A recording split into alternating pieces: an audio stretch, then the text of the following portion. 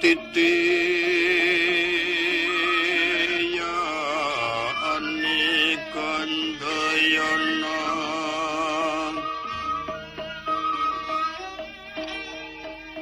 Trisunya Purnama Sasi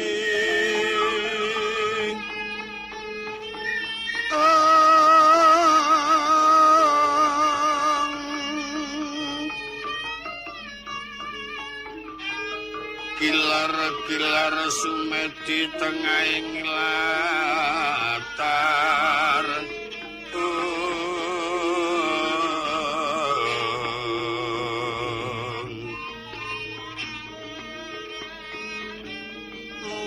ana lintang bima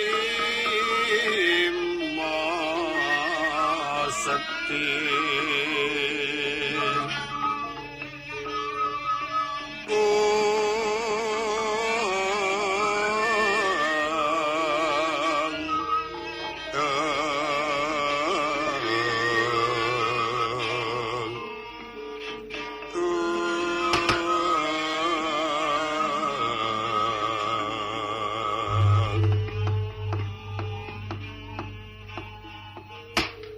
Manggeta bendara kula Gus Janaka. Sasampunipun panjenengan lenggah kanthi sekeca kula ngaturaken pambagya sugeng rawuh Pandara Janaka. Iya Kakang Semar tak tampa kanthi bungah kowe mbagekke karo aku. Nampa pangestuku, apa pangestune Kakang Semar kaya tekaku ora ana alangan sawiji kejaba saka iku aku ngaturake sungkem ana ngersane Kakang Badranaya. Kula tampi kanthi bungah.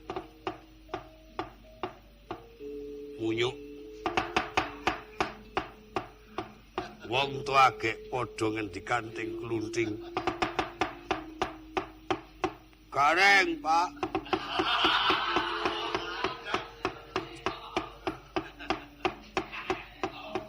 Sing akon nyarake gelas nang ngono. Arak ya dhisik gelase to karo dapurmu.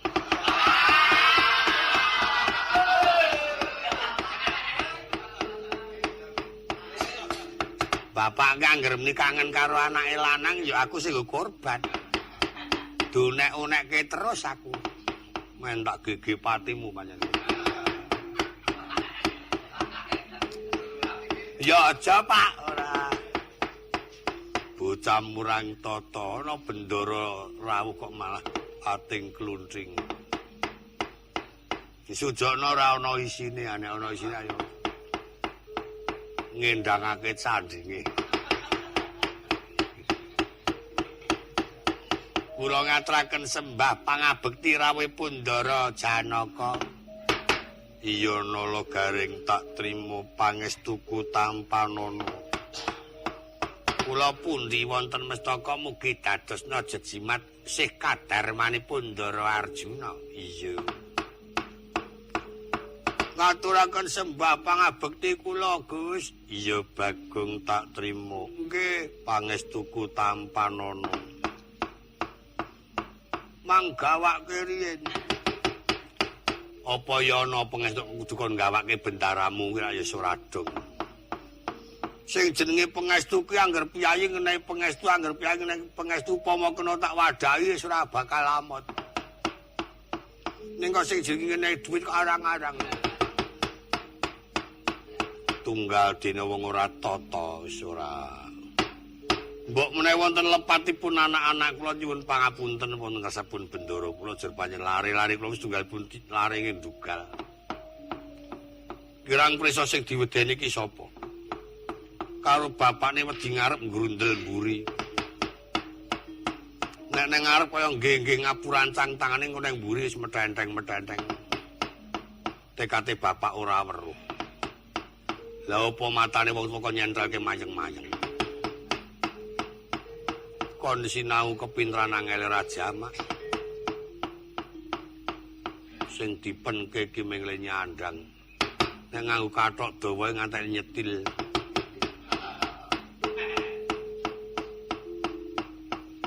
kacamata. Anggo kacamata ora urung ya suwe-suwe konangan. Ayo nget genane ming barang le nyilih. Kula badhe nyuwun prisa sak rawuhipun bendara wonten ing griya kula mriki. Wonten dawuh menapa kepangajeng kula aturi paring pangandika ing kanthi walaka, Den? Kakang Semar Badranaya. Nun. Apa sebabe Kakang Semar ora sowan ana kraton Ngamarta? Seka rumangsaku kaya ora luput marang para bendara.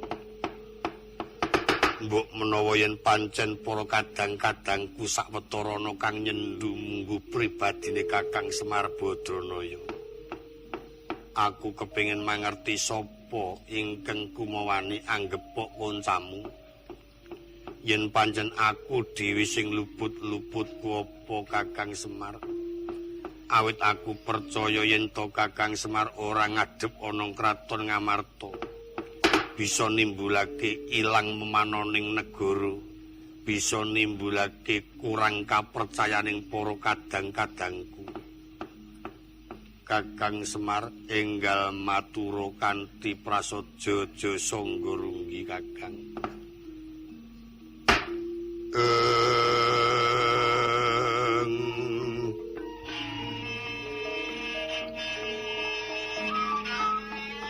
Mulat ciling sasangka sinawang saking Mandrawa.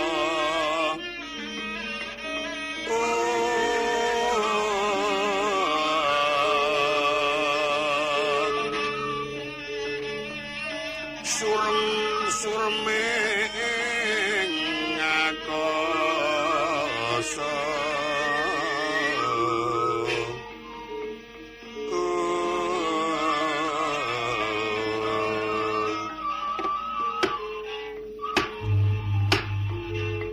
kula niki janjane laire niku kaya-kaya mboten nonton pikir napa-napa nanging mungguing batin kula keronta-ronta. Menawi para bendara kula saestu boten nonton ingkang nyendhu kaliyan kula, boten nonton ingkang paring duka kaliyan kula, Den. Namung saking raosipun kang abdi piyambak kemawon ingkang kirang tumata upamita kula sowan dhateng negari Ngamarta badhe nampi pangendikan ing kados pundi. Kula kinten boten nonton sing cementel teng ati kula. Tinimbang kula sowan boten sandi namung gadah raos ingkang semplah lungkrah kados mekaten. Kula trima boten kesah-kesah kemawon, Gus.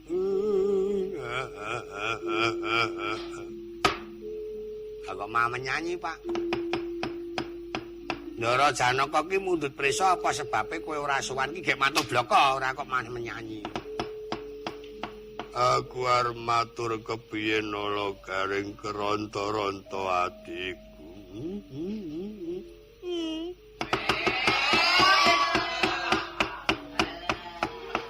Pak sumpling kok anggen. Wong arep nangis ya Pak sus.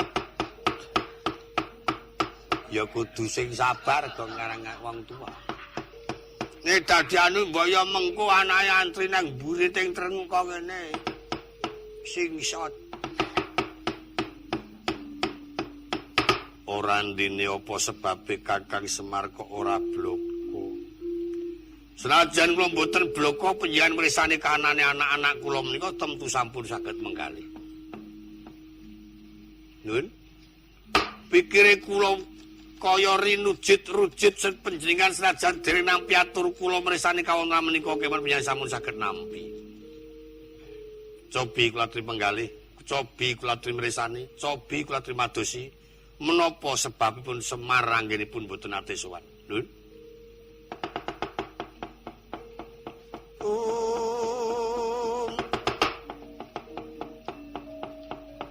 Mulat marang Sang Arjuna semunya kamanungsan.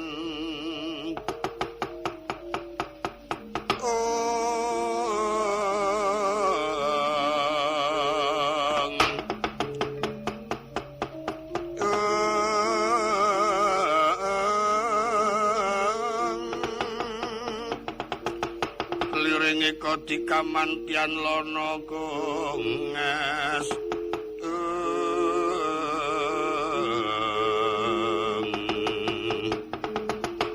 sing mawas risang lang-lange Branta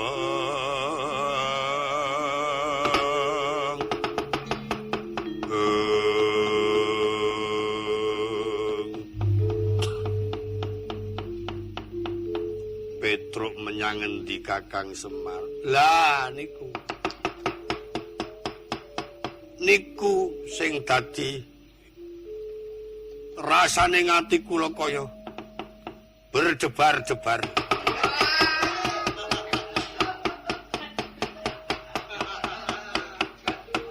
Rada memuncak wong iki. Jalaran Petruk kula kesah mboten pamitan. Niki pancen wawatonipun yen anak kula Petruk dereng wangsul kula mboten ajeng kesah-kesah. Pun kajenge kula mboten lunga-lunga senajan to nganti direwangi siter kula niyeng.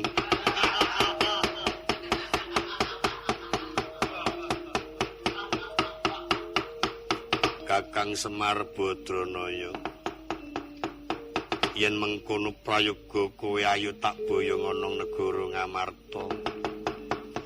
Mengko aku ingkang tanggung jawab. Anakmu Petruk bakal tak aturake ana ngersane para kadang-kadangku kabeh supaya diupaya sing nganti kudu bisa ketemu. Ajeng goleki teng pundi. Kakang Semar percaya yen Koko Prabu Bathara Kresna kagungan pusaka kaca paesan. Mbok menawa kinarya srana iku mengko kanggo lantaran putramu Petruk bali Kakang. Kepiye nala gareng. Aku manut kok, Pak. Seba ya ayo. Ora ya ayo. Amarga wis aguh diterusake swaneng Ngamarta, ndek Janaka ya ayo. Mulih ya ayo aku manut.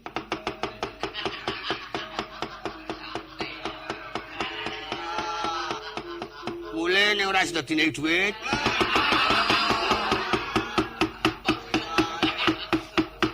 Mulih ndi kowe rek? Aku manut aku. Ning kare mau sabodho pengarepe kabeh iku gumantung pengarepe. Aku ya ora duwe. Padha ae. Nanging menapa para bendara kula menika mangke badhe tanggal jawab. Kalian wangsulipun anak kula Petruk, Gus. Aku tanggung jawab. Tole, ya senajan ngrekoso sing kaya ngapa. Gawakno tasih Bapak. Oh ya, kok tak tatane. Gak apa-apa, Pak. Sarung wae karo klambi. Lenga wangi? Tak warne tekku.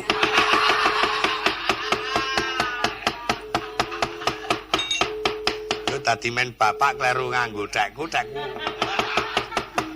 Tekku tak tersepikir sing dintek nek ming teke bapak. Ya tak ware kene iki. Dompet lak dadekne siji. Wis Pak, wis ditata le. Wis kacamata aja nganti keri. Wis tak gawake kae, malah loro. Heeh. Klambi Jawa. Wis. Iket kok tuku kono wae. Awit rombongan kono ana sing coba bakul iket.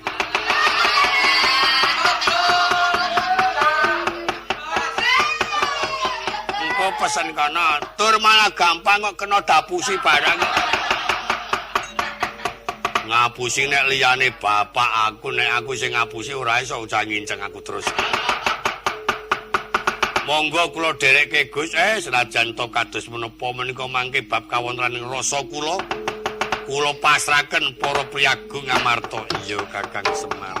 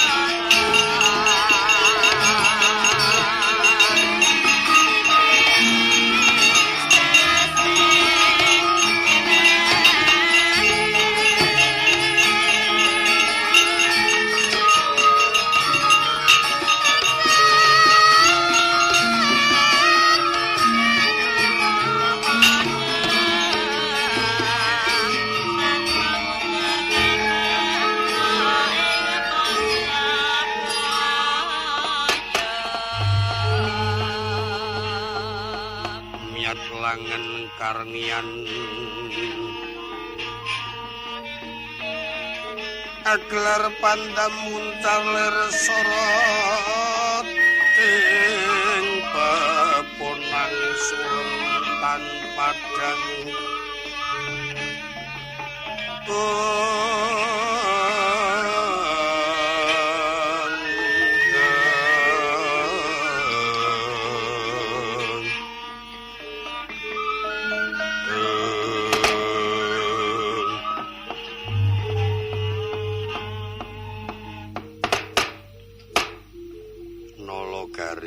ya adimu nggone lunga wis pirang dina Petro iya sampun dangu kinten-kinten 3 wulan kemawon langkung ora ngabari mboten wonten kabar menapa-menapa niku bapak niku ngantek 7 Senin 7 Kemis niku ora nggih punjul saka 3 sasi ngoten njur bapakmu ana ing Karang Kabulutan nandang gerah. Arak susut awake nika mau. Jalaran lara pikiran. Iya. Teng omah niku jan gebangeten bapakne angger pun lara ngoten kali adus nggih wegah. Nyambut gawe nggih wegah, ambune ngantek tengike ora jamak. Kowe aku ya ora adus. Padha. Keangger diladeni panganan niku nek ora cocok didupak. Hawane niku ming nesu mawon budrek. Angger muni saya nek entah dipakani iwak daging niku titik nesu bekakas remuk kabeh. Apa cuwek? Wali alah barang murah kok lemu. Lah witena nek duwene wing kuwi. Ora kersa dar. Mboten pura nek bengi niku meremelik ming ketap-ketip. Sing ditakokke anggranu Petruk kok ora mulih, kliti-kliti lunga srak-srek. Srandalang. Angger-angger bocah-bocah sing dolan niku do doprak-oprak. Kowe mau ora Petruk ora? Mboten Mbah cenanangang. Takoni wong tuwa ngenyek ngono kuwi. Aniku watake bapak teng ngriku niku. Dadine kula kali Gareng niku njur kepriwe? Mangan ora gelem diladeni ora dadi karepe menjajan wae ora repot ae niki adul ratan mulih nggawa entil-entil mengko tundone utange pirang-pirang ya kowe wae sing do sabar wah winganane niku malah mutung ora lanang ora wedok kabeh padha sengit karo aku ning mloya meneng mawon. Nek kok ngene iki aku tak bali aku. Tak lunga ngetan aku yang ndereke sugeng aku. Bulane ya ora lunga-lunga. Karang wong tuwa kok, Gong. Wong tuwa ki watake cok kaya ngono kuwi.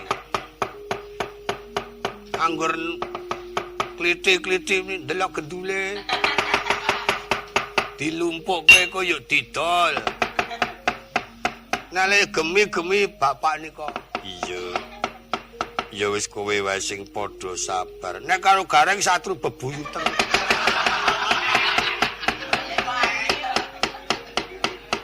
Gareng pahitane ya ngeyel. Tawa ditutuk baterai barang.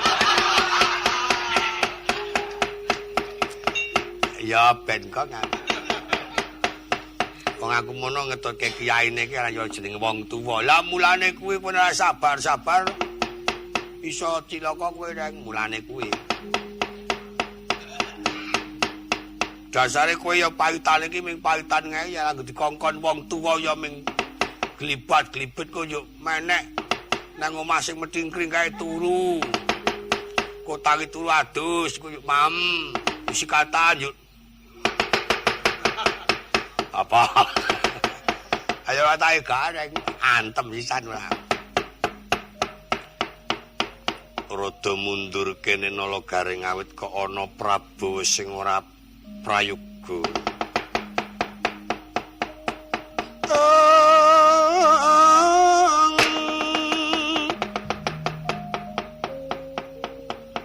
Saya telu araras apyor sorot lintang kumedhak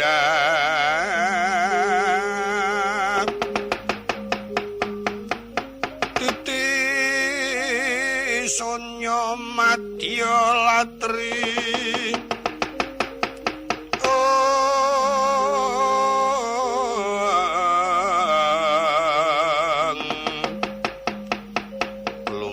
gandaning puspita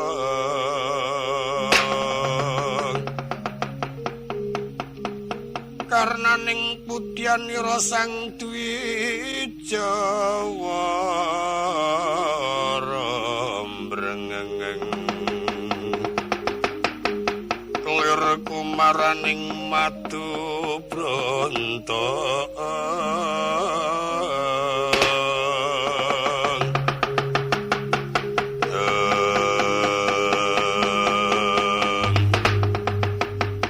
mangkono Raden Janaka kendel wonten ajaning wana kandhek wonten ing denda catur. Denda dalan gedhe catur wilan papan kendel wonten ing Delanggung Praskawana. Nampa cobaning jawata katemping samirana suwit kang onong salira darbe raos kekes. Nanging watak kesumur besing madu wijlingan Danatapa kaya tanggap ing sasmita sigra den inger curigane. Sapa tambuh sapa rumlat ing ngarsa pyaking galumbul ora kaya gruduging Purwadya bala buta sangka ing kraton Purwodadi.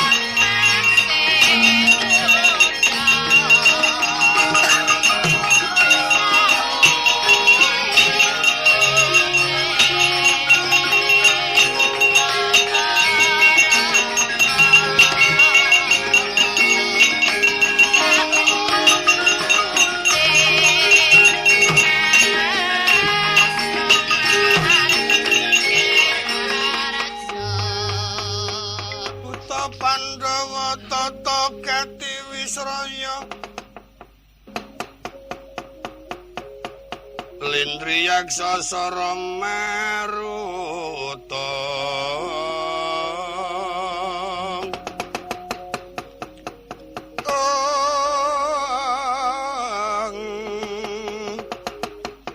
sindung riwut prawara guru rupa wijaya sesikan magulingan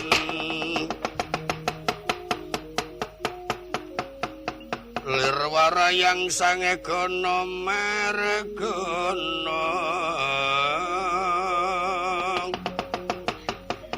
mawa sindung yen lumaku